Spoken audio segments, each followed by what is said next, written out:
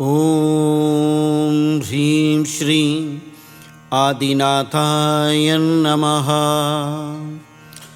ओम नमः सिद्धेभ्यः।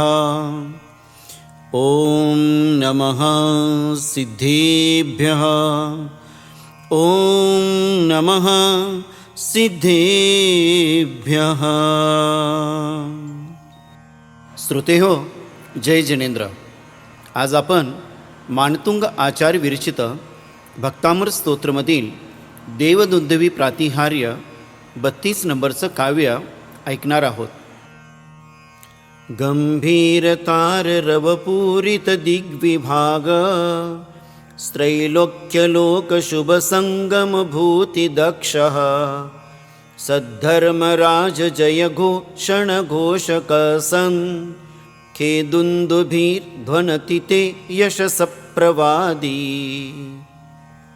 हे भगवान, गंभीर व उच्च अशा शब्दांनी दिशांच्या विभागांना पूर्ण करणारा, त्रैलोक्यांच्या जीवांना शुभ संपत्ती देण्यात समर्थ व उत्तम जैन धर्माच्या स्वामीची जय घोषणा करणारा नगारा आपल्या यशाचे कथन करीत आहे व आकाशात ध्वनी करीत आहे। हे प्रभो, आकाशामध्ये जे नगारे वाजत आहेत ते जणू काय आपल्या यशाचे वर्णन करीत आहेत। देवदुंदुभी प्रातिहार्य हे 5वे अतिशय आहे। रुद्धी व मंत्र। या रुद्धी व मंत्र याचे अनुष्ठान केल्याने, यंत्रपूजन केल्याने सर्व प्रकारचे पोट म्हणजेच उदर रोग नाश होते, संग्रहिणी पीडा देखील नाश होते। ओम ह्रीं अर्घं नमो घोरगुण बंभयारिणं ज्रौं ज्रौं नमः स्वाहा। ओम नमो ह्रां ह्रीं ह्रूं ह्रौं ह्रः सर्वदोषनिवारणं कुरु कुरु स्वाहा। सर्वसिद्धिं वृद्धिं वाञ्छां पूर्ण कुरु कुरु स्वाहा। पवित्र असे पिवळे वस्त्र धारण करून उत्तर दिशाकडे तोंड करून यंत्र स्थापित करावे।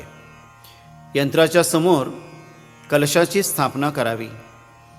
यंत्राचा अभिषेक झाल्यानंतर दीप धूप लावून पिवळ्या आसनावरती आपण पूर्वेकडे मुख करून पद्मासनामध्ये बसावे।